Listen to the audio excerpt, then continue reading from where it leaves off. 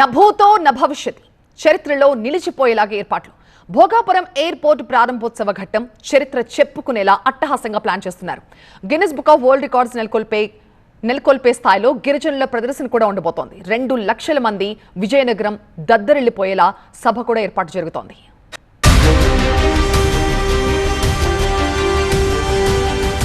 August 1న Bhogapuram విమానాశ్రయం ప్రారంభం వేళ పండగ వాతావరణం ఏర్పడనుంది. ఎయిర్పోర్టు ప్రారంభోత్సవానికి రావాలంటూ స్వయంగా ఢిల్లీ వెళ్లి ప్రధాని మోదీని ఏపీ సీఎం చంద్రబాబు ఆహ్వానించారు. పలువురు కేంద్ర మంత్రులను సైతం భోగాపురం ఎయిర్పోర్టు ప్రారంభోత్సవానికి సీఎం ఆహ్వానించారు. మరోవైపు ఎయిర్ ప్రారంభోత్సవంపై జిల్లాలో కలెక్టర్ సహా అధికారులతో డైలీ రివ్యూ చేస్తున్నారు సీఎం చంద్రబాబు. ఎప్పటికప్పుడు ప్రారంభోత్సవానికి సంబంధించి అప్డేట్స్ అధికారులను అడిగి తెలుసుకుంటున్నారు. ప్రారంభోత్సవం చరిత్రలో నిలిచిపోయేలా ఉండాలని, అట్టహాసంగా ఏర్పాట్లు చేయాలని అధికారులకు ఇప్పటికే ముఖ్యమంత్రి సూచించారు. భోగాపురం ప్రధాని పర్యటనపై మంత్రులకు వివరించారు. ఆగస్టు 1న ప్రధాని పర్యటనపై దృష్టి పెట్టాలని ఆదేశించారు. ఉత్తరాంధ్ర 6 జిల్లాలలో పెన్షన్లు ముందుగానే పంపిణీ చేయాలని సూచించారు. ఎయిర్పోర్టు ప్రారంభోత్సవానికి సంబంధించి మంత్రులకు కీలక బాధ్యతలు అప్పగించారు సీఎం. మంత్రులు ఈ నెల 25వ తేదీ నుంచి అక్కడే మకాం వేయాలని సీఎం నిర్దేశించారు.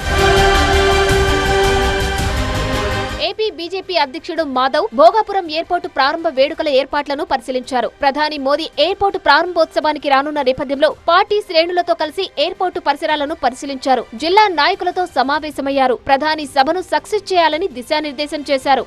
ఈ యొక్క ఎయిర్పోర్ట్ ప్రారంభంతో ఈ ప్రాంతం అంతా కూడా మార్పు చెందబోతుంది. శ్రీకాకుళం వెనుకబాటుతనం, విజయనగరం వెనుకబాటుతనం, పార్వతీపురం వెనుకబాటుతనం అటువంటి ఆలోచనలు కూడా దూరం అయ్యే విధంగా అనేక అవకాశాలు ఎయిర్పోర్ట్ కల్పిస్తుంది అని చెప్పడానికి ఎటువంటి సందేహం లేదు. అలాగే కేవలం ఇటువంటి అనేక రకాల అవకాశాలతో పాటు ఈ ప్రాంతంలో అనేక రకాల పారిశ్రామిక వాడలు కూడా రాబోతున్నాయి. వాటితో పాటు ఈ ప్రాంతానికి సంబంధించిన ఇప్పటికే పోర్ట్ కూడా త్వరలో మూలపేట పోర్ట్ ఏదైతుందో ఇది అతి దగ్గరగా ఉంటుంది. ఆ పోర్ట్ అనుసంధానంగా అనేక రకాల పారిశ్రామిక వాడలు కూడా రాబోతున్నాయి. గిన్నిస్ బుక్ రికార్డు నెలకొల్పే విధంగా ఉత్తరాంధ్ర గిరిజనుల సంస్కృతి సంప్రదాయాలను ప్రపంచానికి చాటి చెప్పేలా 13,000 మంది గిరిజన కళాకారులతో తింసా నృత్య ప్రదర్శన ప్లాన్ చేశారు. 2 లక్షల మందితో భారీ బహిరంగ సభ ఏర్పాటు చేస్తున్నారు. ప్రధాని రోడ్ షోలో సీఎం చంద్రబాబు, కేంద్ర మంత్రి రామ్మోహన్ నాయుడు, డిప్యూటీ సీఎం పవన్ ఉండనున్నారు. ఆ తర్వాత దాదాపు గంటన్నర సేపు బహిరంగ సభ ఉండేలా ప్లాన్ చేశారు. ఈ వేడుక ద్వారా విమానాశ్రయం అంటే భోగాపురం మాత్రమే అనే ఎలివేషన్ రావాలనేది ప్రభుత్వ ఆలోచన. ఉత్తరాంధ్ర కళ సాకారం అవుతున్నందుకు చాలా సంతోషంగా ఉందని కేంద్ర మంత్రి రామ్మోహన్ నాయుడు తెలిపారు. నేను గర్వంగా చెప్పుకోవాలి, ఉన్న ఎయిర్పోర్ట్లో బ్రహ్మాండంగా ఈరోజు భోగాపురం ఎయిర్పోర్ట్ తయారైంది.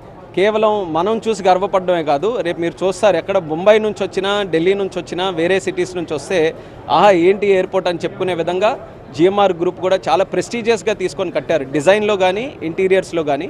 ఇంటీరియర్స్లో ఇంకోటి మెచ్చుకోవాల్సింది local culture, Uttarandhra culture. Araku, Vizianagaram, Srikakulam ఇక్కడ ఆర్ట్స్ కానీ, డాన్స్ ఫామ్స్ కానీ, లేకపోతే మ్యూజిక్ కానీ దాన్ని కూడా ఏదో ఒక రకంగా ఇచ్చేసే విధంగా, ఇంక్లూడ్ చేసే విధంగా ముగ్గులు డిజైన్ పెట్టాం ఎయిర్పోర్ట్లో.